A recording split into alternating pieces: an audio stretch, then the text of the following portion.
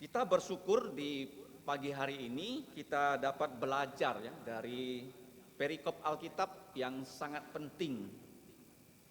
Kenapa sangat penting? Kalau kita melihat judul ya renungan kita pada hari ini adalah Roh Kudus ya, adalah roh atau nyawa dari misi Yesus Kristus.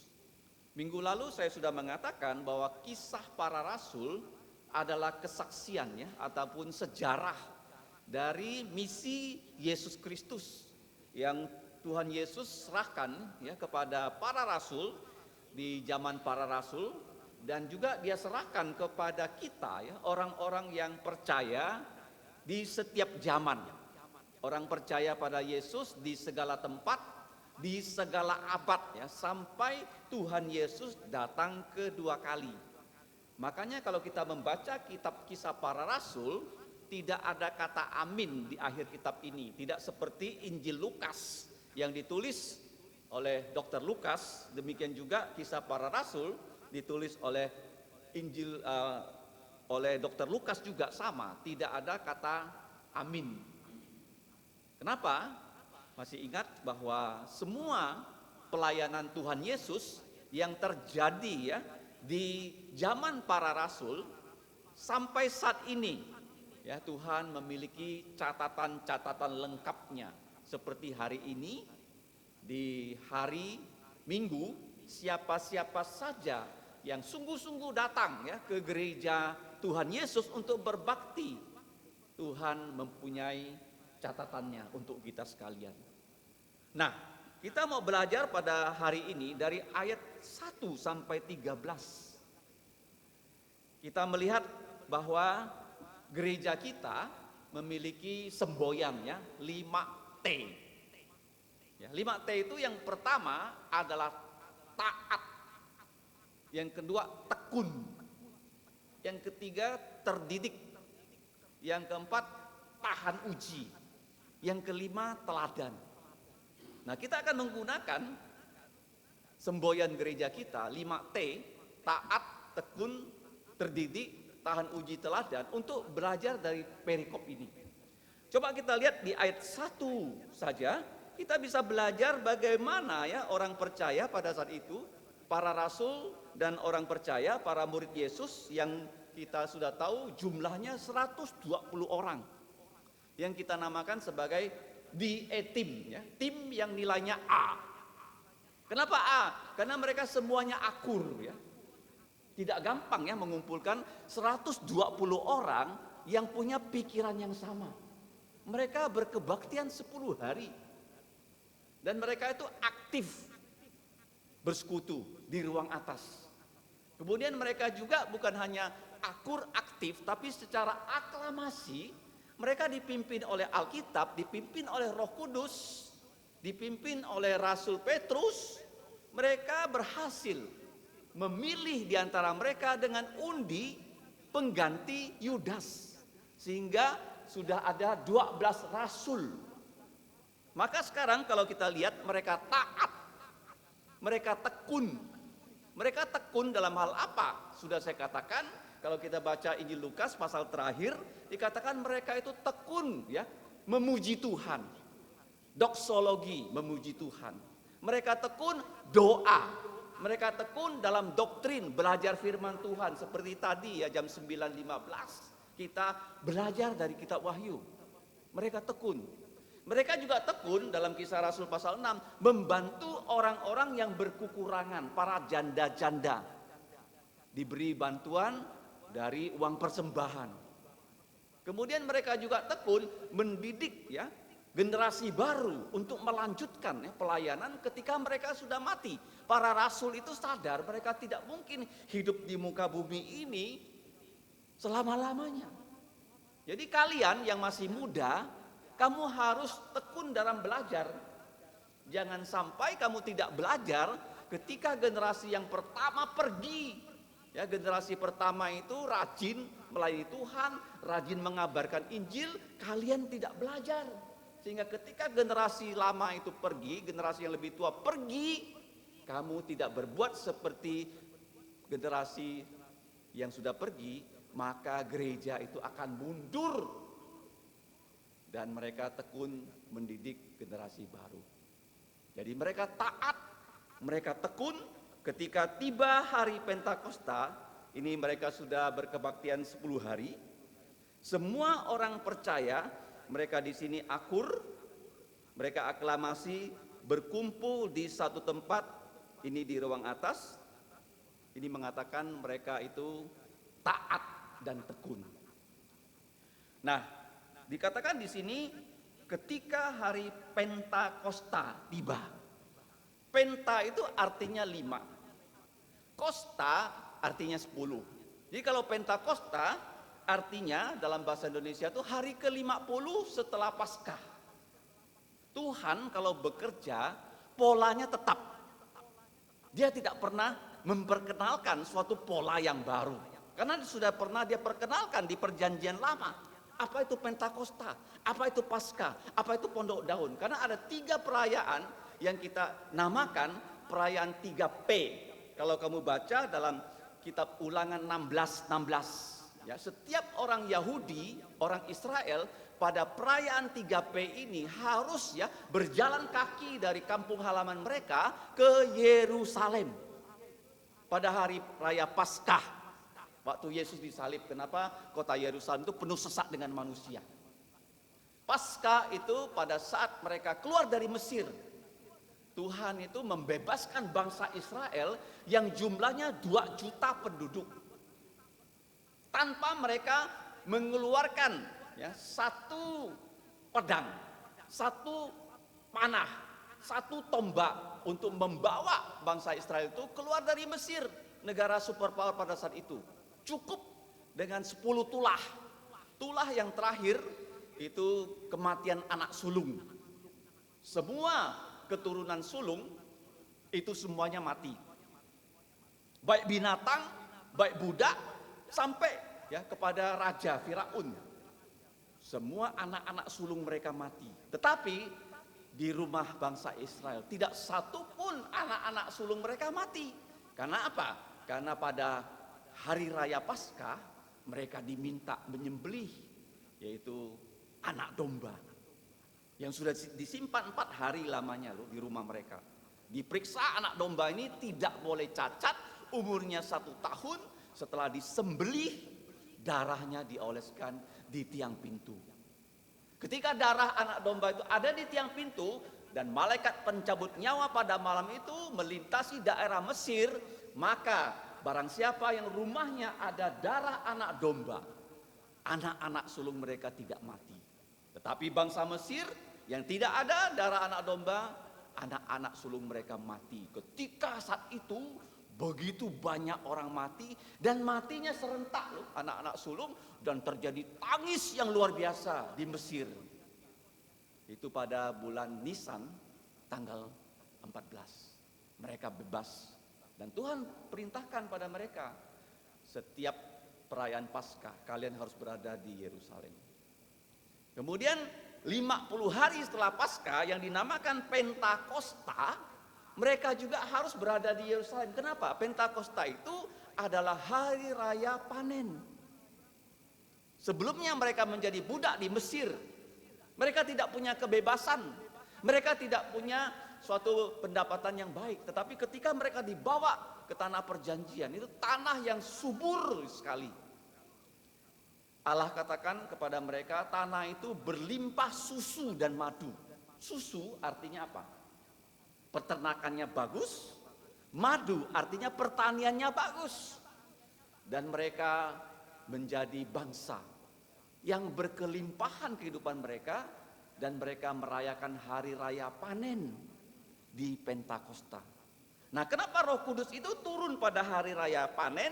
Pentakosta selalu terjadi pada hari Minggu. Paskah selalu terjadi pada hari Jumat ketika Yesus disalib.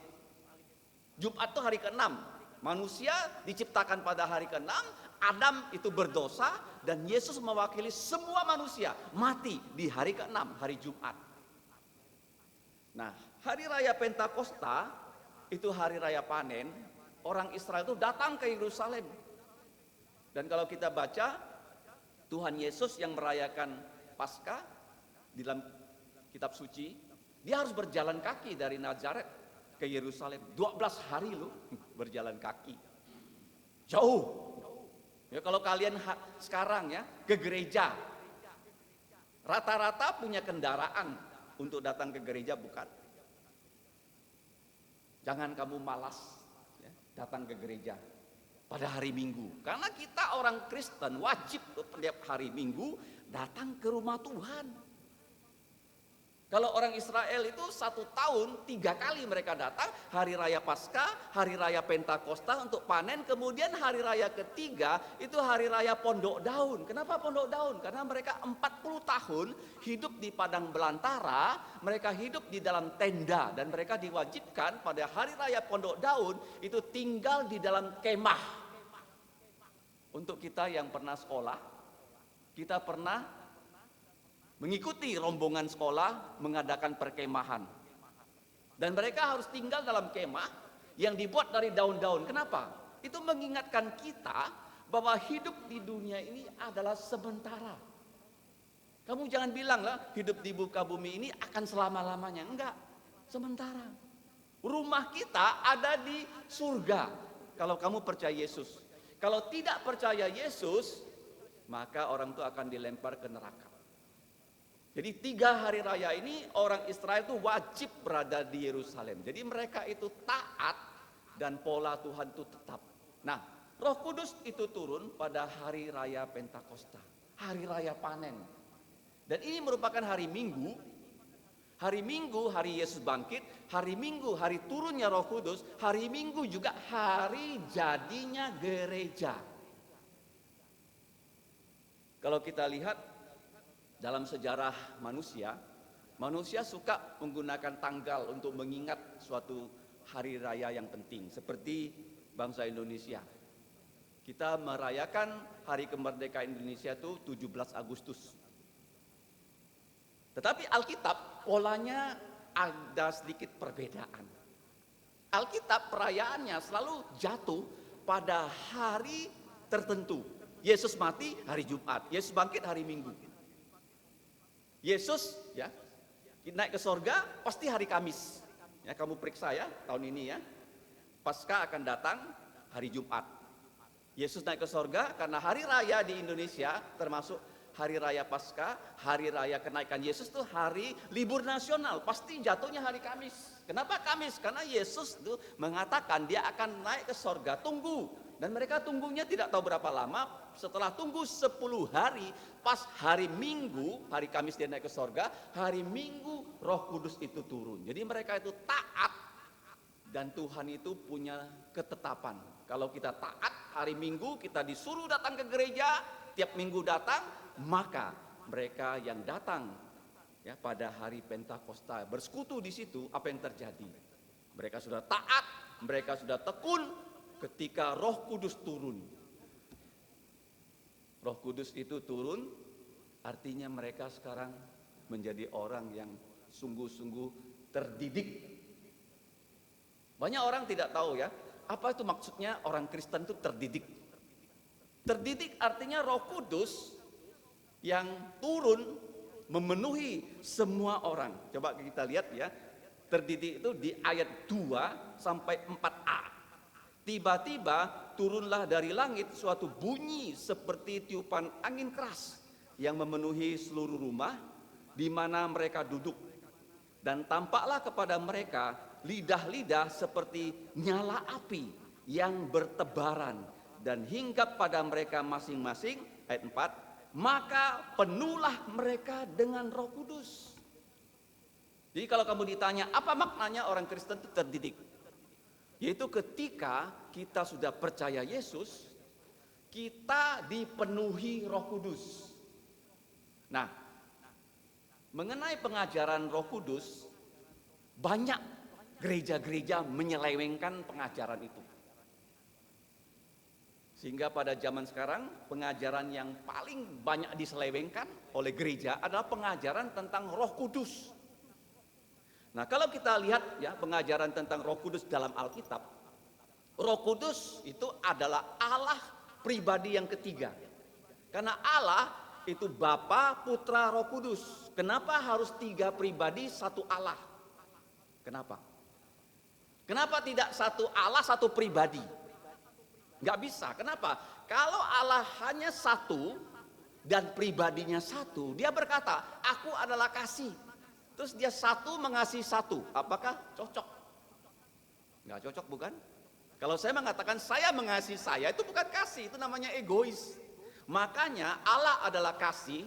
1 Yohanes 4 dikatakan Allah adalah kasih, maka harus ada putra.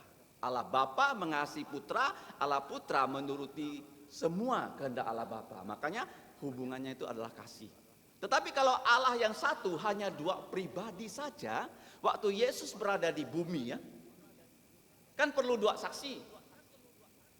Kalau hanya Allah Bapa yang berkata, inilah putraku yang kukasih, kepadanya aku berkenan, waktu Yesus dibaptis. Alkitab berkata, kalau bersaksi tidak boleh 1 orang. Kalau bersaksi 1 orang, itu artinya saksi palsu. Makanya ketika Allah Bapa berkata, inilah putraku yang kukasihi, kepadanya aku berkenan, dengarkan dia, ada Roh Kudus turun dalam bentuk burung merpati, tinggal di atas Yesus. Harus ada 2 saksi. Maka Allah, 1 Allah, 3 pribadi, itu klop loh. Yesus berada di bumi, kita tahu kenapa dia Allah, karena ada 2 saksi. Kalau hanya 1 saksi tak cukup, harus ada 2 saksi.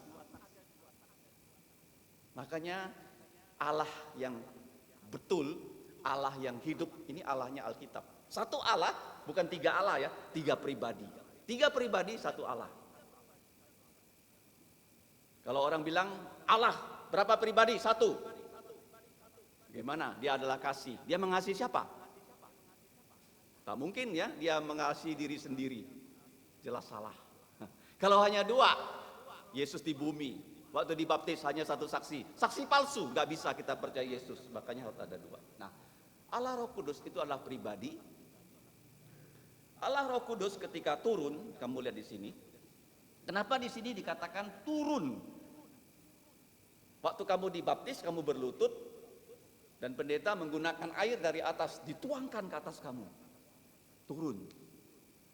Karena kalau kita belajar tentang Roh Kudus, di perjanjian lama saja sudah ada pelajaran tentang Roh Kudus yang kita bisa ingat dengan 7 Y di dalam perjanjian lama dan perjanjian baru.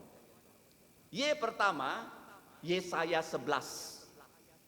Ingat baik-baik ya, Yesaya 11. Di situ dikatakan 7 aspek roh Allah. Yang pertama roh Allah yang bagaimana? Roh hikmat dan roh pengertian. Ya, sudah 3 ya aspeknya. Kemudian roh apa? Roh nasihat dan keperkasaan. Yesaya 11. Kemudian yang ke-6 ke-7, roh pengetahuan akan Tuhan dan takut Tuhan. Jadi ada 7 aspek. Yesaya pasal 11. Kamu kalau bergerak lagi dalam Yoel pasal 2 ayat 28, itu dijanjikan bahwa Roh Kudus pada akhir zaman akan turun memenuhi semua orang percaya. Kalau kamu percaya Yesus, kamu memiliki hak dipenuhi Roh Kudus. Seperti nanti kita akan pelajari, 120 orang yang berkebaktian di situ semuanya melihat Roh Kudus turun dalam bentuk lidah api dan menaungi semua mereka loh. Peristiwa ini ya terjadi 1 kali untuk kita lihat, dan setelah itu tidak lagi dikatakan peristiwa seperti itu. Makanya namanya Pentakosta. Hari raya lahirnya gereja perjanjian baru. Nah, kalau kita lihat dalam Yoel 2 ayat 28, bahwa pada akhir zaman semua orang percaya, baik dia tua, muda, baik dia laki-laki, perempuan, semuanya dipenuhi Roh Kudus. Ini terjadi di sini. Kemudian yang ketiga, kalau kita belajar dari kitab Injil di mana Yohanes Pembaptis, dia waktu melayani, dia membaptis ribuan orang, puluhan ribu orang. Tapi dia berkata begini, akan datang seorang yang lebih besar daripada aku, dia akan membaptis kamu dengan Roh Kudus dan air. Siapa itu? Tuhan Yesus. Jadi Tuhan Yesus membaptis kita dengan Roh Kudus waktu kita percaya Yesus. Dan Tuhan Yesus akan membaptis orang yang tidak percaya dengan Dia dengan api di dalam danau api. Ingat baik-baik ya. Jadi Yesus tidak pernah membaptis orang dengan air. Dia membaptis kita waktu kita percaya Yesus. Yesus membaptis kita dengan Roh Kudus. Itu kesaksian dari Yohanes Pembaptis. Kemudian Yesus Kristus sendiri berkata, Bapa akan mengirim Roh Kudus melalui aku. Kamu tunggu di Yerusalem, tidak boleh pergi dari Yerusalem sampai Roh Kudus datang kepada kamu, dan kamu akan menerima kuasa menjadi saksi untuk aku di Yerusalem, seluruh Yudea, Samaria, sampai ke ujung bumi. Itu janji Yesus. Dan Yesus juga berkata dalam Injil Lukas pasal 11 ayat 13, kamu berdoa supaya Roh Kudus memenuhi kamu, karena dibaptis oleh Roh Kudus ya, oleh Yesus dengan Roh Kudus ya. Roh Kudus tidak pernah membaptis ya. Jadi Roh Kudus ya, tidak pernah membaptis seperti yang dikatakan oleh gereja-gereja karismatik. Yesus membaptis kita dengan Roh Kudus itu satu kali saja waktu kita percaya Yesus.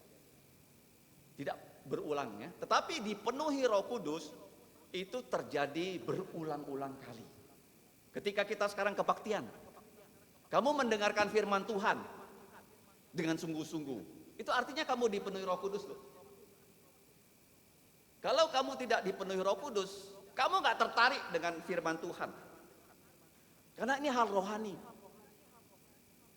Tetapi karena kita sudah percaya Yesus, sudah pernah satu kali untuk selamanya dibaptis oleh Yesus dengan Roh Kudus, maka kita bisa berharap loh, tiap hari kita dipenuhi Roh Kudus untuk nanti kita lihat ya, melayani Tuhan. Alangkah sedih kamu sudah percaya Yesus, kamu tidak pernah dipenuhi Roh Kudus untuk melayaninya. Jangan sampai kamu percaya Yesus, kamu datang ke gereja hanya menghangatkan bangku. Setelah kebaktian kamu pulang, kamu tidak terlibat dalam pelayanan. Nanti kamu lihat ya, semua mereka yang dipenuhi Roh Kudus, 120 orang nanti menjadi pelayan loh. Berapa orang yang mereka layani? Itu beribu-ribu orang Yahudi yang ada di Yerusalem pada hari raya Pentakosta. Karena ini hari raya ramai sekali di Yerusalem. Dan kalau pelayannya itu hanya 1-2 orang, yang dilayani itu puluhan ribu orang nggak bisa. Jadi mereka 120 orang Tuhan penuhi dengan Roh Kudus, dan mereka menyebar di Yerusalem menjadi pelayan dari Tuhan Yesus. Nanti kita lihat. Jadi Roh Kudus, 7 aspek Roh Allah, Yoel nubuatkan dan terjadi di sini. Yohanes Pembaptis katakan Yesus akan membaptis kamu dengan Roh Kudus dan api. Kemudian dikatakan oleh Yesus, Bapa akan mengirim Roh Kudus melalui aku, dan terjadi di hari Pentakosta. Dan sekarang kita lihat ya, Roh Kudus itu adalah Allah yang maha kuasa. Nanti saya akan jelaskan ya. Dia adalah Allah yang maha tahakwa. Dia maha hadir. Dia maha tahu. Dia maha kuasa. Dia adalah pribadi ketiga dari Allah Tritunggal.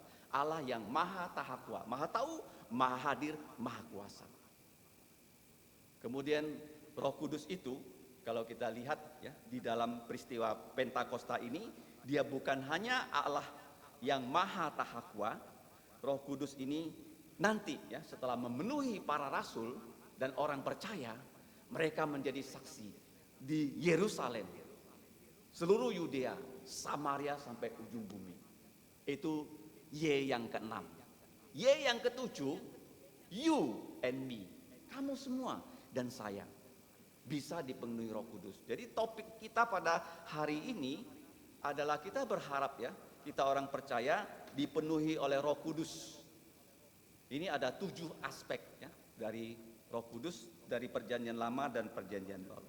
Nah, sekarang kita lihat waktu mereka dipenuhi Roh Kudus, ya, mereka menjadi orang Kristen yang terdidik. Apa saja sih yang Roh Kudus kerjakan untuk orang percaya? Nah, kenapa dikatakan di sini Roh Kudus itu turun? Waktu Yesus dibaptis, Roh Kudus turun dalam bentuk burung merpati. Karena dia datang dari sorga. Yesus ada di bumi, turun. Dan kalau kita lihat di sini, ada tanda dari Roh Kudus, ya, tanda diri Roh Kudus. Simbolnya pertama waktu Yesus dibaptis itu adalah burung merpati. Kenapa burung merpati? Karena burung merpati dikatakan adalah burung yang paling setia. Ya, burung merpati itu ada orang pernah mencoba meneliti ya di zaman dulu. Adalah burung yang paling setia dan burung yang paling bersih. Waktu zaman dulu orang minum dari minuman botol. Ya, botolnya itu diisi minuman yang berbusa, ya, bersoda, dan setelah dijual botolnya dikumpulkan lagi, dicuci. Jadi waktu botol dicuci, itu dijalankan di ban berjalan, itu yang mengecek itu pasti ibu-ibu ya, apakah botolnya sudah bersih belum? Nah, kalau belum bersih nanti dicuci. Tetapi kamu tahu nggak, yang mengetes terakhir itu burung merpati yang dilatih loh. Kalau botolnya bersih, ya lewat, ya burung merpatinya nggak buat apa-apa. Tetapi kalau botol itu ada yang masih kotor, burung merpatinya bisa cuk begini loh. Ada yang masih belum bersih. Maka burung merpati, dia setia, dia bersih, dia tidak menyombongkan diri. Itu burung merpati. Beda dengan burung merak kan? Aku cantik, dia keluarkan bulu-bulunya begini.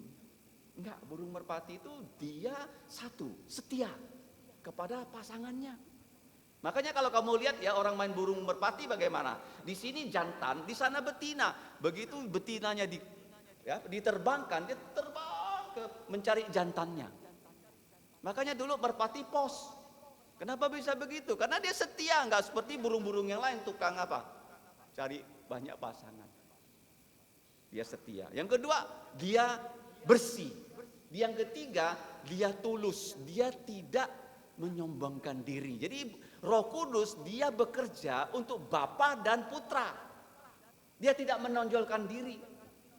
Makanya di gereja kita nggak ada itu doa kepada Allah Roh Kudus. Doa kita kepada Bapa dalam nama Yesus dipimpin Roh Kudus. Jadi dia turun dalam bentuk burung merpati. Tapi di sini kalau kita baca, tiba-tiba turunlah dari langit bunyi seperti tiupan angin yang keras memenuhi seluruh rumah itu. Kenapa disebut angin? Angin itu terasa ya. Kalau di sini kita lihat AC ini menyala, kita merasakan tiupan AC, angin AC ini. Jadi mereka semua merasakan ada angin. Yang kedua, ada suara, bukan hanya terasa di kulit, telinga mereka mendengarkan loh. Tiupan angin yang kencang. Yang kenapa dalam bentuk udara ya? Kamu tahu nggak? Bumi ini ya ditutupi oleh udara. Jadi artinya Roh Kudus yang turun itu memenuhi ya semua manusia. Artinya dia bukan hanya Roh Allah yang maha tahu, tapi dia maha hadir. Artinya dia bisa memenuhi orang Kristen di Amerika, dia bisa memenuhi orang Kristen di Kalimantan, orang Kristen di Jakarta, orang Kristen di mana-mana yang sudah lahir baru, semuanya bisa dipenuhi oleh Roh Kudus di muka bumi ini. Makanya bentuknya angin. Kenapa angin? Karena nama Alkitab untuk Roh Kudus angin loh, pneuma. Kalau kamu baca dalam Perjanjian Lama, roh itu bisa juga dikatakan dengan nafas, ya, nafas. Kamu kalau sudah percaya Yesus, kamu punya bukan hanya nafas secara jasmani dari paru-paru, kamu punya nafas rohani. Jadi turun dalam bentuk burung merpati, itu tandanya diri dari Roh Kudus. Sekarang turun dalam bentuk angin yang kencang, terasa anginnya, semua mereka merasakan. Kemudian suaranya semua mereka dengar. Tapi di sini ada sesuatu yang spesial, turun dalam bentuk lidah-lidah api. Kenapa lidah api ya? Api itu melambangkan kemahakuasaan Allah. Api. Ya, kalau kamu punya api, tidak ada benda yang tidak terbakar oleh api. Semua benda kalau kita bakar dengan api akan leleh loh. Apapun benda itu. Emas kamu bakar leleh. Besi kamu bakar leleh. Semuanya leleh. Jadi Roh Kudus itu dia maha tahu, dia maha hadir, Dia maha kuasa. Bentuk lidah, nanti kamu lihat ya, para murid setelah dipenuhi oleh Roh Kudus, nanti mereka bisa berkata-kata dalam bahasa asing tanpa perlu belajar. Jadi sekarang kita lihat ya, tanda dari Roh Kudus, tanda dirinya adalah burung merpati waktu Yesus dibaptis, dalam bentuk angin, ya, dalam bentuk lidah-lidah api. Nah, itu Roh Kudus. Yang kedua, dia turun dari surga. Turun kan? Yang ketiga, kita lihat ya, waktu dia turun menaungi semua orang di situ, 120 orang. Jadi pada saat itu Petrus, dia kan nggak ada cermin ya, dia nggak tahu Roh Kudus turun ke atas dia nggak melihat loh. Tapi orang lain melihat loh. Ada lidah api turun ke atas Petrus. Petrus juga melihat, Yohanes terjadi sama. Semua mereka 120 orang saling melihat, masing-masing mereka itu Roh Kudus turun ke atas mereka. Tidak ada satupun di antara mereka yang percaya Yesus di ruangan itu yang tidak dipenuhi Roh Kudus. Jadi kalau kita di sini semuanya sudah percaya Yesus, seharusnya kita semua dipenuhi Roh Kudus. Kenapa Roh Kudus itu memenuhi kita? Kenapa Roh Kudus itu digunakan oleh Yesus membaptis kita? Karena kita perlu tanda. Kita ada tanda loh. Setiap kita sebenarnya ada tanda lahir, bukan? Saya punya 5 anak. Masing-masing tanda lahir mereka berbeda. Ya. Tidak sama. Kalian juga punya saudara di rumah. Pasti punya tanda lahir, bukan? Kamu sebagai orang Kristen, Roh Kudus itu memeteraikan kita seperti yang tadi kita nyanyikan, 428. Dia turun memberikan kita tanda, tanda kita itu kita sebagai milik Allah. Kenapa dia mau membuat kita jadi tanda? Karena nanti kita lihat ya, Roh Kudus ya, mewakili Allah Tritunggal, Bapa, Putra, Roh Kudus tinggal dalam diri kita. Apalagi tugas Roh Kudus? Ada 20 ya, yang sudah saya kirimkan lewat WA. Dia bukan hanya memberikan kita tanda, dia tambahkan kepada gereja yang nanti ya, bukan jumlahnya hanya 120 orang saja. Kamu baca nanti ada 3.000 orang percaya. Dia tambahkan jumlah orang percaya, dia tambahkan orang yang bertobat. Dia tambahkan jumlah orang percaya, dia tambahkan juga orang yang sudah menerima Roh Kudus, bertambah hikmatnya. Dan kalau kita dipenuhi Roh Kudus, kita juga ya diberi firman-Nya untuk taklukkan musuh. Ya, karena iblis itu musuh kita, tidak akan takluk kepada apapun juga kecuali takluk kepada firman Tuhan yang kita bisa pakai dengan kuasa Roh Kudus yang disebut pedang roh. Nah, kemudian bukan hanya taklukkan musuh, Roh Kudus waktu memenuhi orang-orang percaya, dia talentakan setiap orang percaya. Tidak satupun di antara mereka yang tidak mendapatkan kepenuhan Roh Kudus. 120 orang itu ada lidah api menaungi mereka. Kenapa 120 orang itu dipenuhi Roh Kudus? Karena tadi saya katakan nanti mereka akan keluar bersaksi kepada puluhan ribu ya orang di Yerusalem loh. Kalau yang bersaksi itu hanya 12 rasul, nggak bisa menjangkau ribuan orang. Makanya Tuhan sudah siapkan 120 orang ini yang dipenuhi Roh Kudus nanti akan keluar ya bersaksi kepada orang Israel yang berkumpul di kota Yerusalem pada hari raya Pentakosta. Nah, kenapa dia kasih kita talenta? Nanti kita akan belajar ya apa yang dinamakan talenta. Dan setiap orang yang dipenuhi Roh Kudus pasti punya minimal 1 talenta loh. Enggak ada kamu yang sudah percaya tidak punya talenta. Setiap kamu punya. Kemudian kalau kita lihat ya, talenta itu diberikan supaya pelayanan kita itu tertata dengan rapi. Ya, contohnya, para rasul yang dipenuhi Roh Kudus, mereka dipimpin menulis kitab suci Perjanjian Baru dari Injil Matius sampai Wahyu loh. Nggak ada ajaran di dalam Injil Matius sampai Wahyu yang antara satu dengan lain itu bertentangan, nggak ada. Semuanya sinkron loh. Ya, pelayanan kita seperti kebaktian ya, acaranya tuh disusun rapi, teratur. Makanya talenta itu supaya kita tata pelayanannya, kehidupan kita teratur. Kemudian kenapa Roh Kudus turun kepada kita? Karena dia mau menemani kita, temani kita.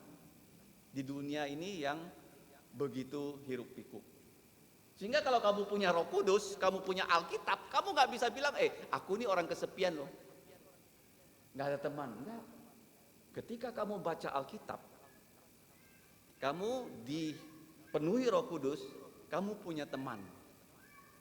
Kemudian ya, yang ke-10, Roh Kudus tuh memberikan orang percaya tuh tenaga. Karena kita sering lemah ya, merasa lemah, kita dikuatkan oleh Roh Kudus. Yang ke-11, Roh Kudus membuat kita itu tenang. Di dunia ini yang penuh dengan kebingungan, kekhawatiran, ketakutan, problem, kita menjadi tidak tenang. Contohnya ya, murid-murid Yesus waktu mereka menyeberang Laut Galilea, tiba-tiba badai itu datang. Dan Tuhan Yesus ya, dengan kemahakuasaannya menenangkan badai. Bukan hanya badai itu tenang, para murid Yesus juga lubuk jantungnya jadi tenang. Jadi kalau kamu menghadapi problemnya, bagaimana kamu bisa jadi tenang?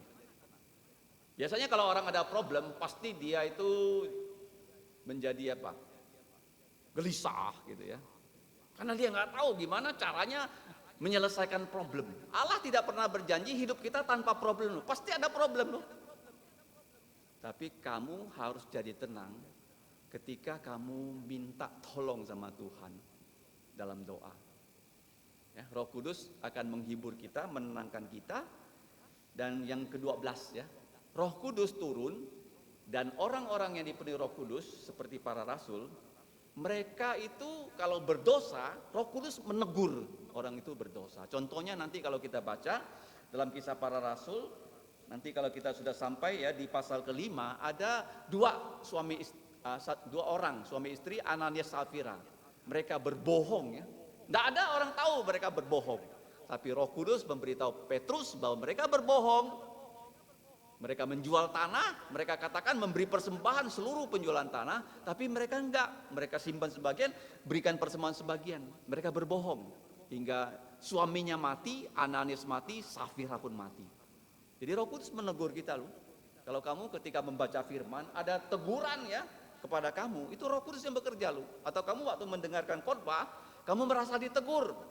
Itu pekerjaan Roh Kudus, kita harus bertobat.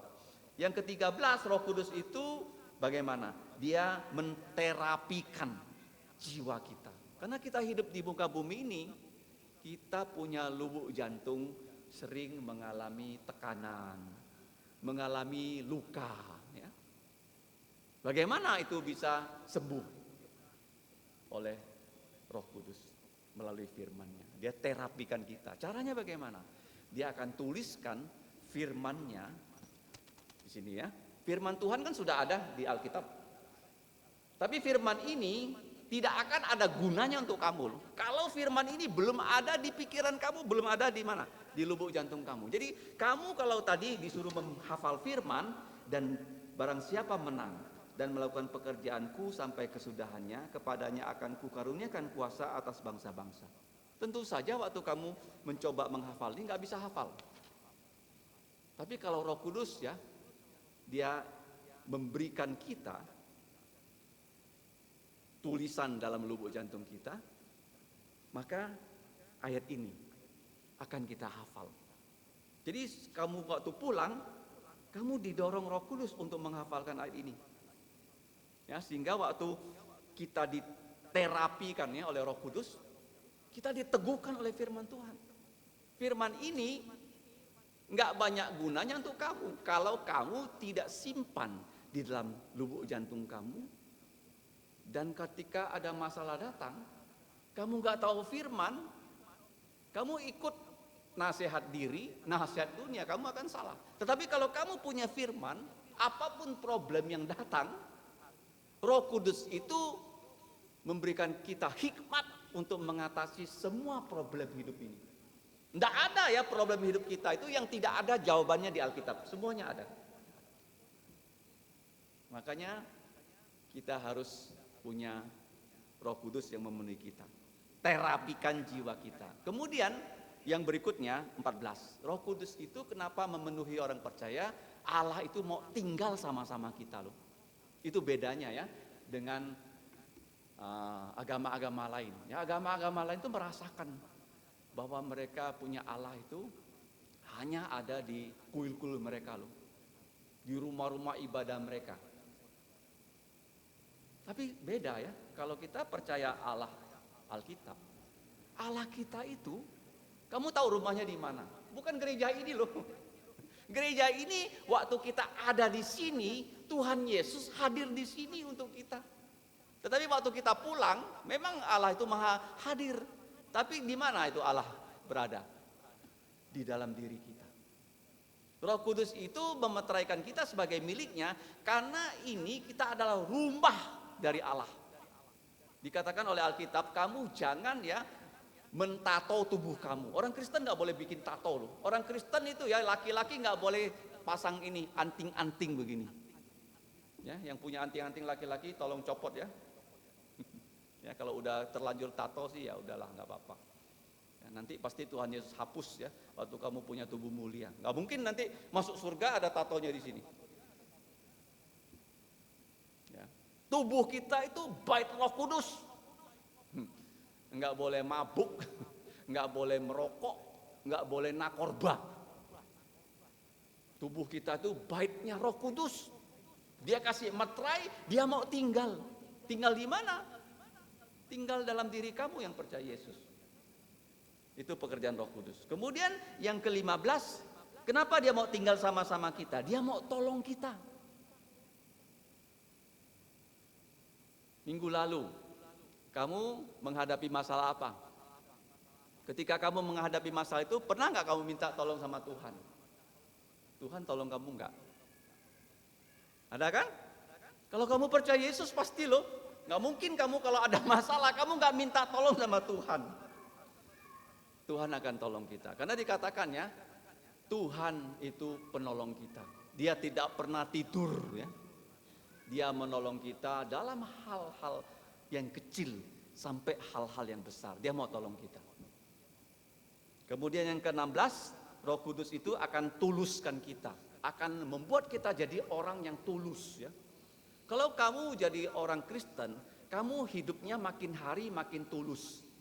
Bukan makin hari jadi orang Kristen, hidupnya makin akal bulus untuk nipu. Tahu kan bulus kan? Akal bulus kan? Kamu kalau jadi orang Kristen, Roh Kudus memenuhi kamu, firman Tuhan memenuhi kamu, kamu menjadi orang yang tulus. Tulus itu artinya apa? Kudus. Kamu makin hari makin kudus. Apa yang bisa menguduskan kamu? Ya firman Tuhan melalui Roh Kudus, darahnya Yesus. Dan kamu mau bertobat. Kemudian yang ke-17 kita lihat ya pekerjaan Roh Kudus, dia itu menunjukkan ya kepada gereja siapa yang harus diutus menjadi misionari. Kalau kamu baca pasal 13. Karena banyak ya hamba-hamba Tuhan di situ yang berdoa, berpuasa, dan Roh Kudus bilang, aku mau, yaitu Barnabas dan Saulus pergi mengabarkan Injil ke seluruh dunia. Dia tunjuk ya pada kita. Kemudian yang ke-18, kenapa Roh Kudus itu bekerja memenuhi kita? Dia mau tuntun kita orang percaya melewati semua ya halangan, rintangan hidup kita. Apapun yang menghadang kita ya. Saya lihat di antara kalian banyak yang masih sekolah. Ada yang sudah hampir lulus, ada yang mau melanjutkan ya, sekolahnya bukan di Pontianak ke tempat lain, ada yang sudah bekerja, yang ingin setelah bekerja nanti bisa berkeluarga. Kalau kamu ya sudah percaya Yesus, kamu itu punya hak dituntun ya, oleh Roh Kudus hidup kita. Kemudian ke-19, bagaimana cara Roh Kudus menuntun kita? Apakah dia seperti tour guide gitu ya, menuntun kita?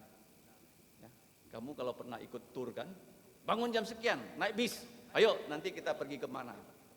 Roh Kudus menuntun kita, dia dengan melakukan training kepada kita lewat firman-Nya. Ya, makanya kamu yang sudah percaya Yesus, jangan sampai ya tidak membaca firman tiap hari. Harus loh. Kalau bisa satu pasal satu hari dibaca. Karena ada 1189 pasal. Kalau kamu baca setiap hari satu pasal, 3 tahun baru selesai loh. Jangan sampai kamu sudah jadi Kristen berapa tahun? Oh, saya sudah jadi Kristen sejak saya kecil. Sudah berapa? 10 tahun. Pernah nggak baca Alkitab selesai? Nggak pernah. Kalau kamu nggak pernah baca, bagaimana Roh Kudus menuntun kamu? Kemudian yang terakhir, Roh Kudus juga bukan hanya bekerja di gereja, Roh Kudus juga bekerja di seluruh dunia. Dia itu ya, Roh Kudus menuntutnya orang yang tidak percaya Yesus pada pengadilan yang terakhir. Ya, kalau kamu ditanya kenapa sekarang dunia ini tidak menjadi sangat-sangat jahat loh, yang mencegah ya dunia ini melakukan kejahatan itu Roh Kudus. Kalau tidak ada Roh Kudus ya, dunia sekarang tuh sangat-sangat jahat loh. Bisa saja ya orang tuh saling membunuh, bisa saja manusia tuh makan daging manusia loh. Kenapa sekarang nggak terjadi seperti itu? Siapa yang mencegah? Kejahatan itu merajalela.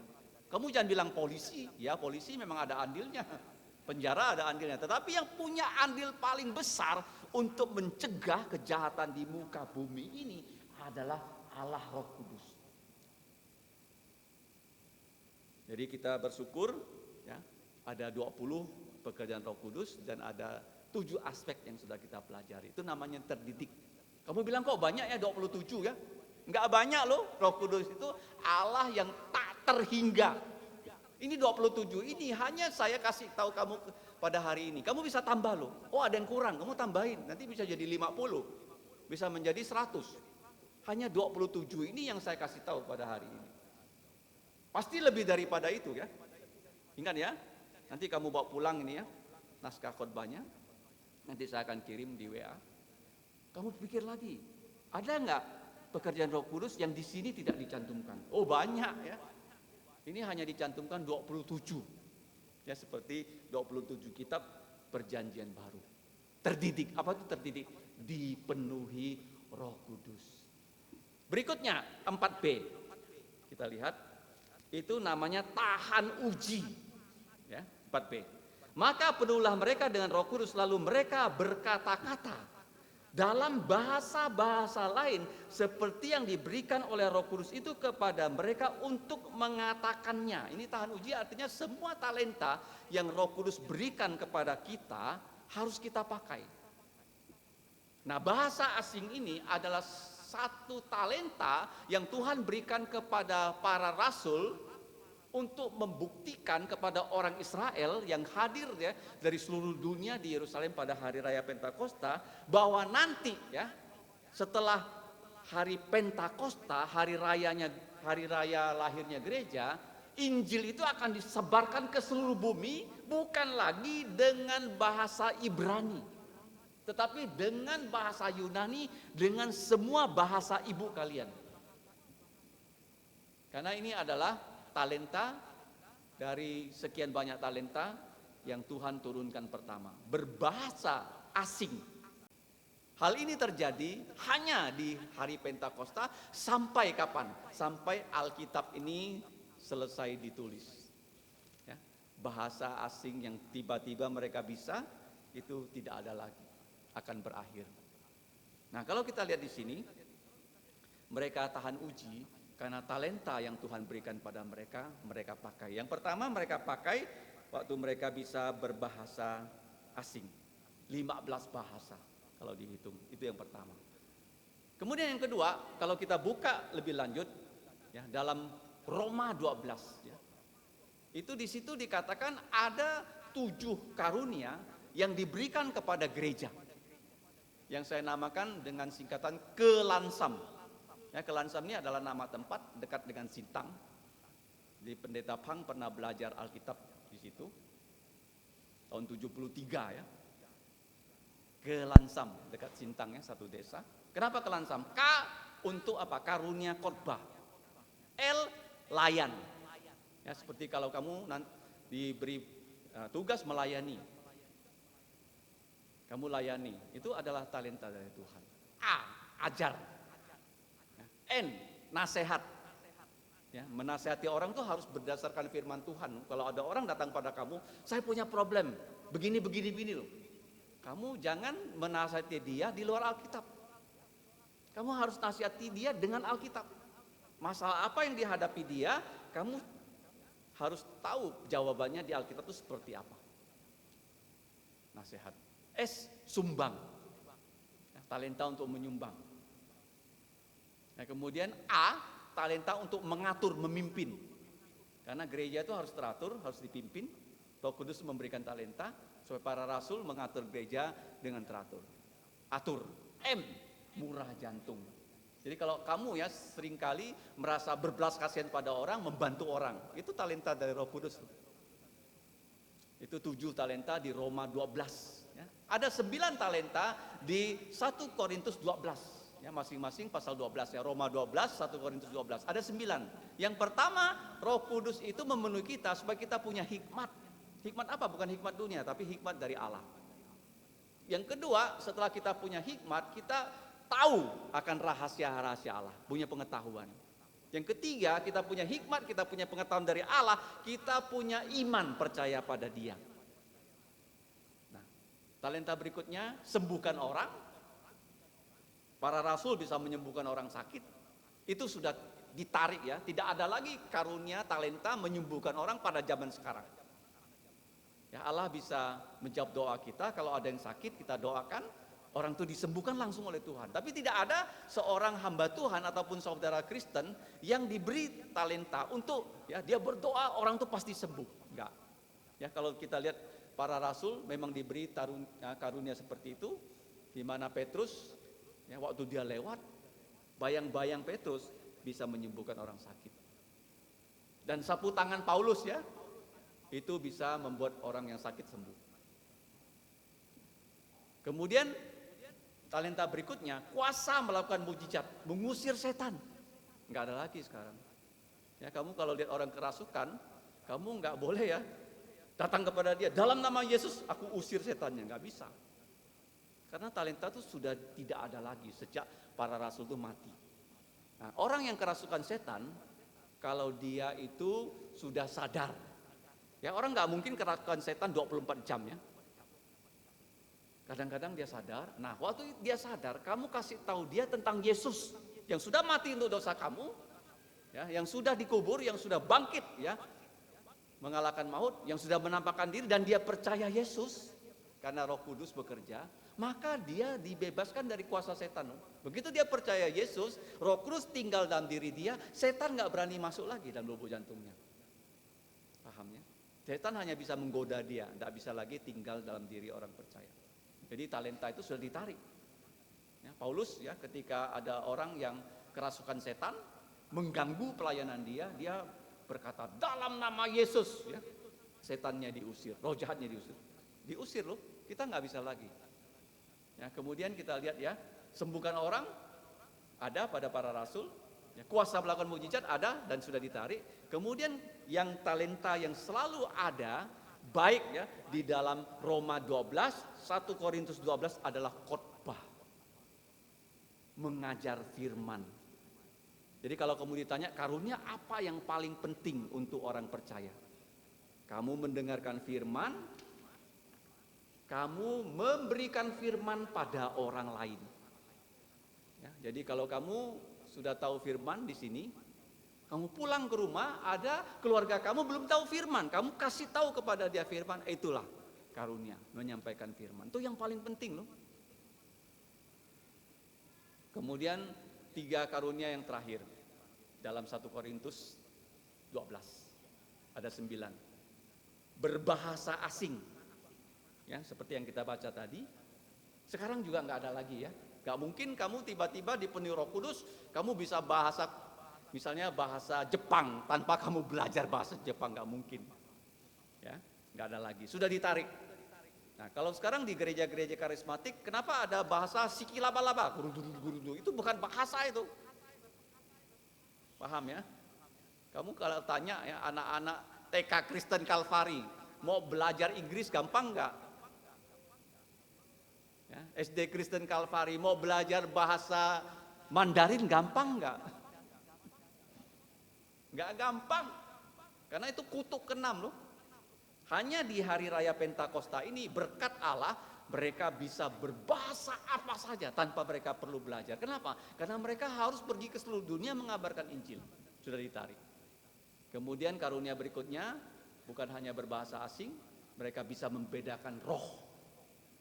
Roh mana yang adalah Roh Kudus, roh mana yang bukan Roh Kudus.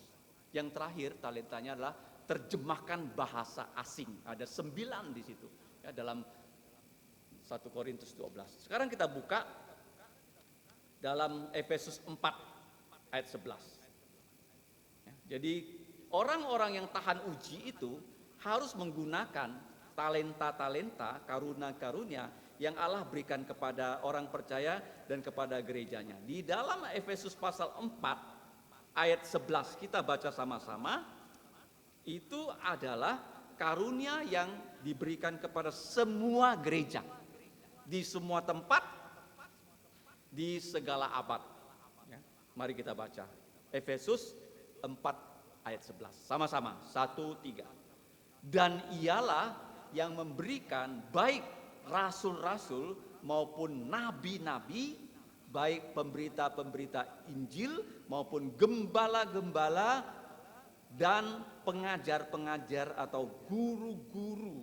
Ini yang selalu ada, gereja Tuhan Yesus berdiri dimanapun, karunia ini diberikan. Kenapa disebut para rasul? Kitab suci perjanjian baru. Kenapa para nabi? Kitab suci perjanjian lama. Inilah dasar gereja. Gereja berdiri dimanapun, inilah dasarnya. Kemudian kenapa ada pemberita Injil?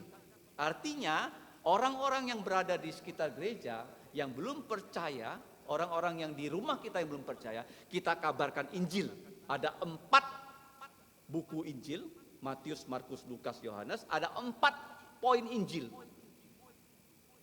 Yesus sudah mati untuk dosa kita, Yesus sudah dikubur, Yesus sudah bangkit, Yesus menampakkan diri. Ada 4 perintah untuk pengabaran Injil. Pergilah kamu. Perintah pertama. Perintah kedua, jadikanlah segala bangsa muridku. Perintah ketiga, baptislah mereka dalam nama Bapa dan Putra dan Roh Kudus. Perintah keempat, ajarlah mereka melakukan semua yang sudah kuperintahkan padamu. Injil ada 4 buku, Injil ada 4 poin, Injil ada 4 perintah. Jangan lupa ya. Jadi penginjil itu membawa orang percaya. Setelah mereka percaya, mereka perlu digembalakan. Dengan cara apa gembala? Gembala itu mengajar ya, anak-anak yang sudah percaya Yesus dengan firman Tuhan. Jadi kita melihat ya, bagaimana mereka disebut tahan uji. Kamu kalau ditanya sudah terdidik belum?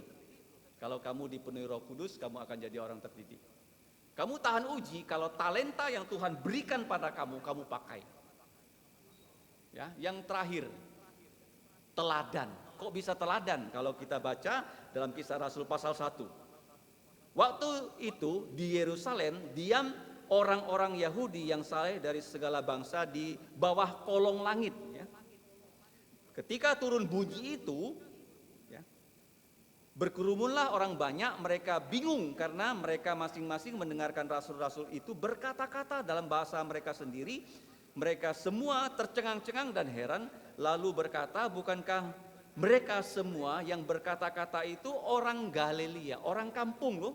Kok bisa mereka berbahasa kita? Bagaimana mungkin kita masing-masing mendengarkan mereka berkata-kata dalam bahasa kita sendiri, yaitu bahasa yang kita pakai di negeri asal kita. Mereka karena hari raya Pentakosta dari penjuru dunia datang ke Yerusalem ya.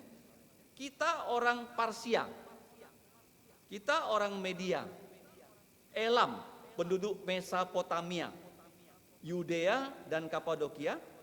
Jadi ini Kapadokia itu bahasa ke-6, Pontus bahasa ke-7, Asia bahasa ke-8, kemudian Frigia bahasa ke-9, Pamfilia bahasa ke-10, Mesir bahasa ke-11, Libya bahasa ke-12 yang berdekatan dengan Kirene, kemudian pendatang-pendatang dari Roma bahasa 13, ini kemungkinan bahasa Latin. Dan baik orang Yahudi maupun penganut agama Yahudi, kemudian ayat 11 orang Kreta, bahasa Kreta. Bahasa ke-14, bahasa ke-15, bahasa Arab. dan orang Arab. Kita mendengarkan mereka berkata-kata dalam bahasa kita sendiri, 15 bahasa, tentang apa? Perbuatan-perbuatan besar yang dilakukan oleh Allah. Apa itu? Yaitu Yesus sudah jadi juru selamat dunia. Itu yang mereka katakan. Mereka semuanya tercengang-cengang. Jadi di sini keteladan mereka, semua orang merasa takjub, tercengang-cengang dan sangat termanggu-manggu sambil berkata seorang kepada yang lain, apakah artinya ini? Jadi orang yang tercengang-cengang itu, mereka dengan seksama mendengarkan 120 orang memberitakan tentang Yesus. Tadi saya katakan ya, kalau hanya 12 rasul harus melayani ribuan orang di situ, nggak akan terlayani. Seperti kita juga sekarang. Di Kubu Raya penduduknya itu puluhan ribu. Kalau yang mengabarkan Injil hanya kami saja, para penginjil gereja, hamba-hamba Tuhan. Kalian itu tidak pernah berlatih, tidak mau membuka mulut.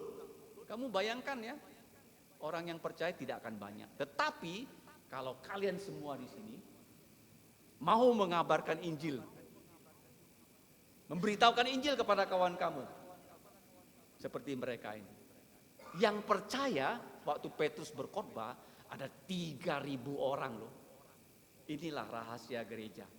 Kalau semakin banyak orang percaya, dipenuhi Roh Kudus, menyampaikan tentang perbuatan Allah yang paling besar itu apa?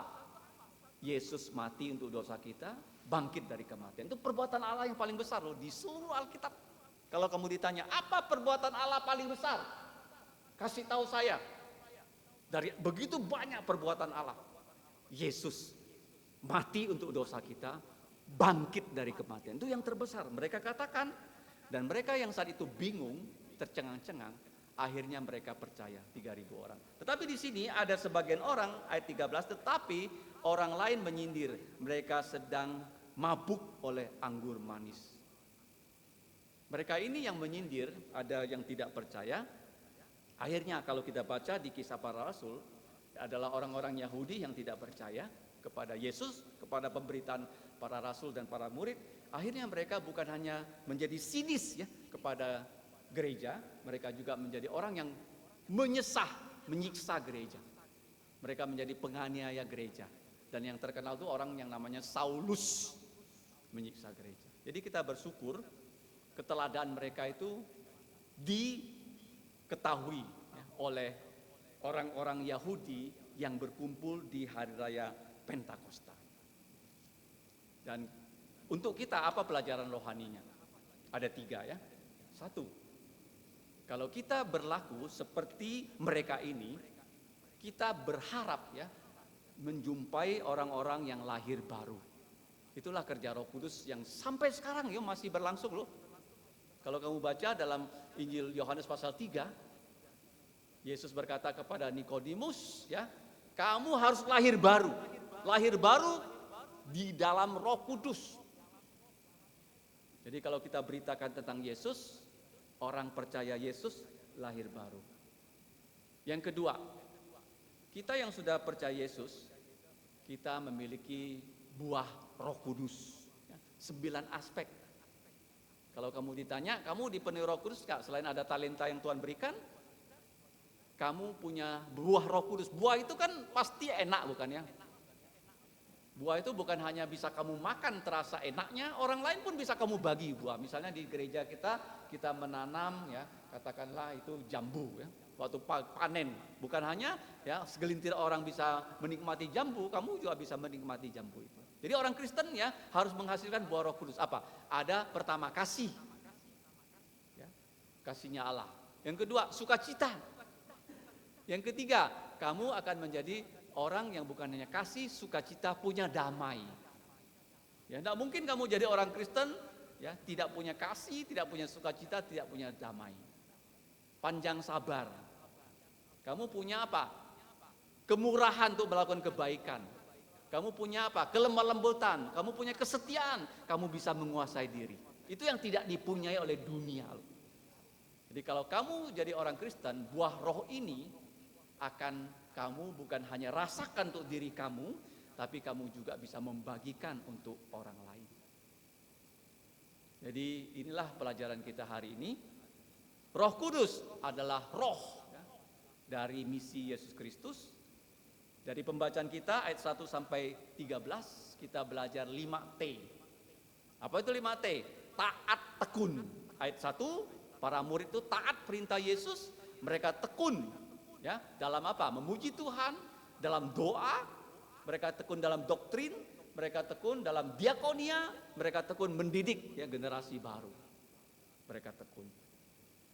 Jadi waktu mereka taat tekun, mereka terdidik. Apa itu terdidik? Roh Kudus sebagai maha guru ya, datang kepada diri mereka, memenuhi mereka semua. Lalu tidak ada satupun mereka yang tidak dipenuhi Roh Kudus. Roh Kudus itu waktu Yesus dibaptis turun dalam bentuk burung merpati. Kenapa burung merpati bukan burung yang lain?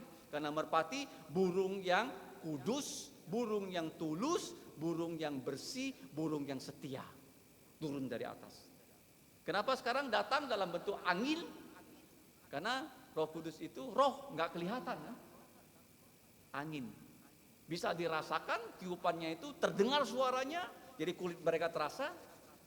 Kemudian mereka mendengarkan bunyinya, kemudian mereka juga melihat ada lidah api itu turun. Karena Roh Kudus itu adalah roh yang maha tahakua, maha tahu, maha hadir, maha kuasa. Ya, dalam perjanjian lama Yesaya, Yoel, Yohanes, Yesus ya, menyatakan tentang Roh Kudus. Roh Kudus itu adalah yang maha tahakwa. Roh Kudus kalau memenuhi orang-orang, mereka akan menjadi saksi Yerusalem sampai ujung bumi. Dan Roh Kudus pun akan memenuhi kamu dan saya, you and me. Ya. Untuk apa? Kamu menjadi orang yang tahan uji setelah Roh Kudus bekerja dalam diri kita. Ada 20 hal yang dia kerjakan ya, mulai dari apa? Kasih tanda. Kamu kalau percaya Yesus ada tandanya, kamu miliknya Allah. Dan Roh Kudus turun tinggal dalam diri kita ya, jadi kita adalah rumah atau bait Allah. Yang terakhir ya, Roh Kudus itu akan tuntut ya dunia ini yang tidak mau percaya Yesus. Ada 20. Kamu bilang kok 20 tambah 7 banyak banget. Tidak, Roh Kudus itu tidak terhingga. Kalau sekarang diajarkan 27, masih banyak lagi. Kamu bisa periksa Alkitab. Kamu bilang, ini ada lagi ya pekerjaan Roh Kudus yang tidak dalam 27. Ya memang betul, banyak. Jangan bilang banyak ya, masih kurang ya. Ya, masih kurang. Baca Alkitab baik-baik. Ya, dari daftar itu kamu bisa tambahkan. Kemudian mereka yang sudah terdidik, mereka tahan uji karena orang-orang yang berada di Yerusalem itu ribuan orang. Dan Tuhan yang berhikmat, dia memenuhi 120 orang. Kenapa banyak ya? Karena untuk bersaksi kepada ribuan orang. Kalau hanya 12 rasul yang bersaksi, nggak cukup ya. Jadi harus banyak. Kita juga di sini loh. Kita semua harus ya menjadi saksi Yesus. Jangan sampai hanya segelintir orang yang jadi saksi Yesus, sehingga orang yang percaya tidak akan banyak. Tetapi kalau kamu semua mau bersaksi untuk Tuhan Yesus, hasilnya seperti ini. Ya, ada 3.000 orang yang bertobat. Kemudian mereka bukan hanya terdidik, tapi mereka tahan uji. Apa itu tahan uji? Menggunakan talenta-talenta yang Tuhan berikan pada kita. Masing-masing kamu pasti punya talenta, satu. Masing-masing, pasti ada satu loh. Gak ada orang yang percaya Yesus tidak punya, pasti punya satu. Tidak ada orang yang borong semua, gak ada. Ya, jadi gereja semua harus bekerja ya. Ada 7 talenta di Roma 12, ada 9 talenta di 1 Korintus 12, tapi dari 9 talenta itu ada 3 yang sudah ditarik. Ya, sembuhkan orang gak ada lagi talenta itu, kuasa mengusir setan gak ada lagi. Kemudian berbahasa asing dengan tiba-tiba gak ada lagi, tinggal 6. Ya, dalam 1 Korintus 12. Masih ada 6.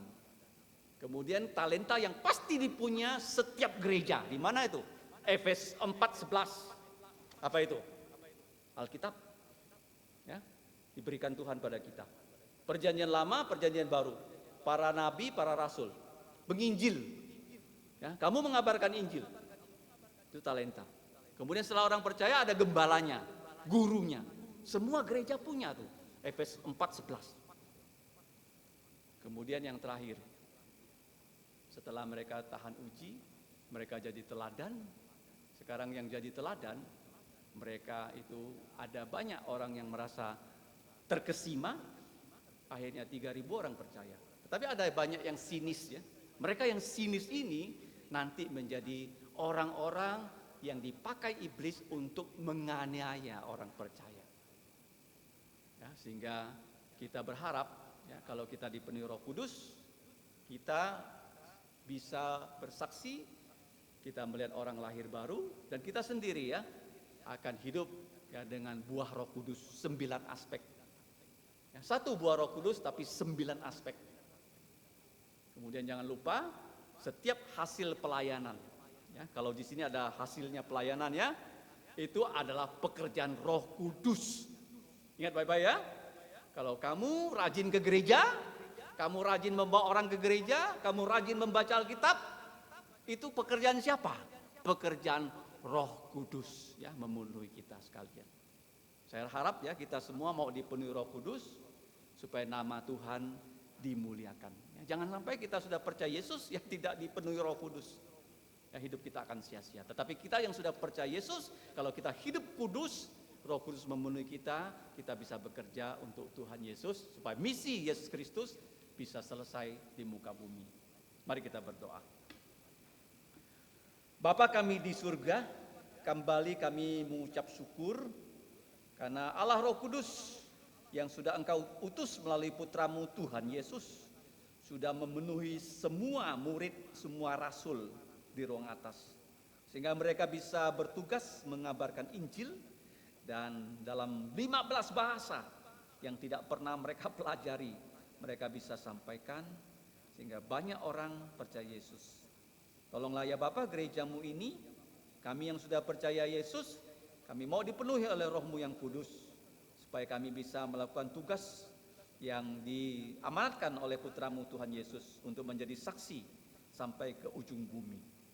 Ya Bapa, pimpinlah kami menjadi orang-orang yang memuliakan Engkau, karena Roh-Mu yang kudus memenuhi kami, sehingga kami mengerti firman-Mu, kehendak-Mu, dan hanya melakukan pekerjaan-Mu di muka bumi ini.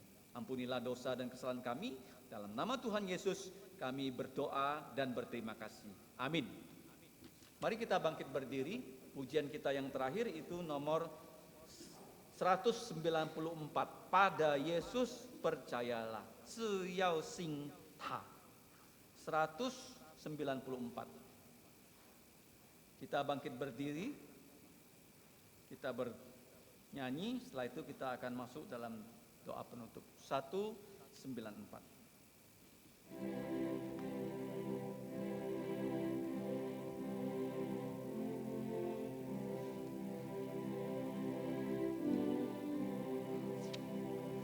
Kau yang hidup dalam dosa, Tuhan menunggumu.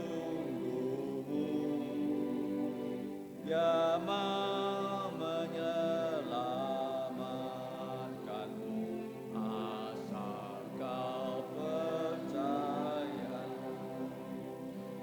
pada Yesus, pada Yesus kau percayalah.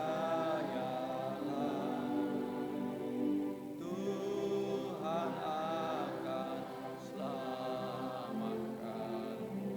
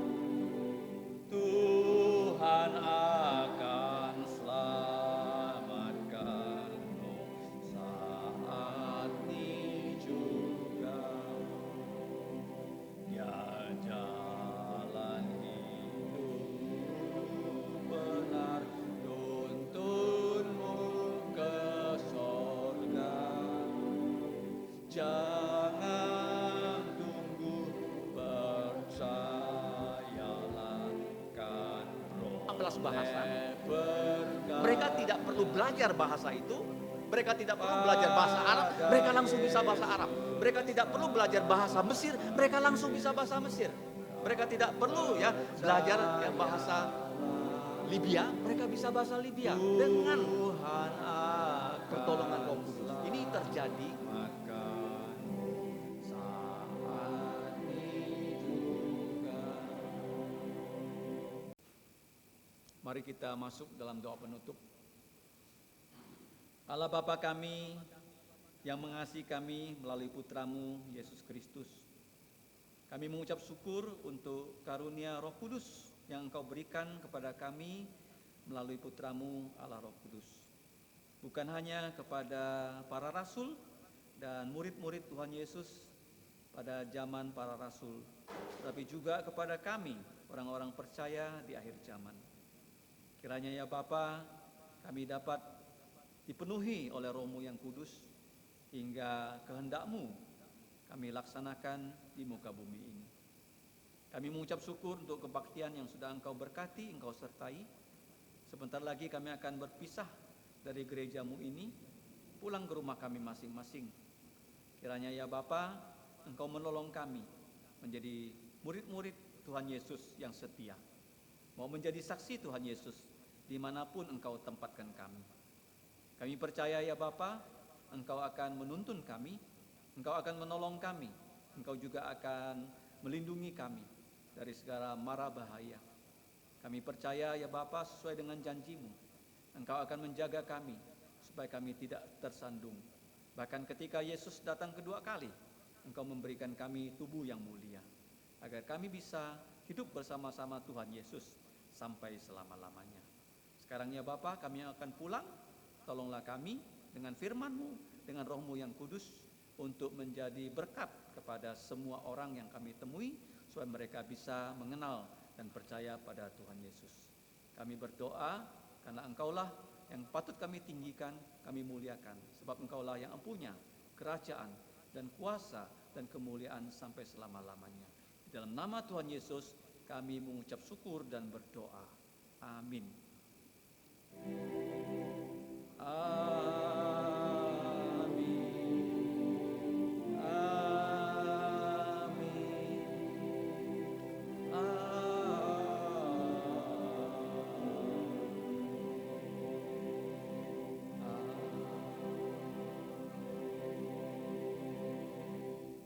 Silakan duduk, doa teduh.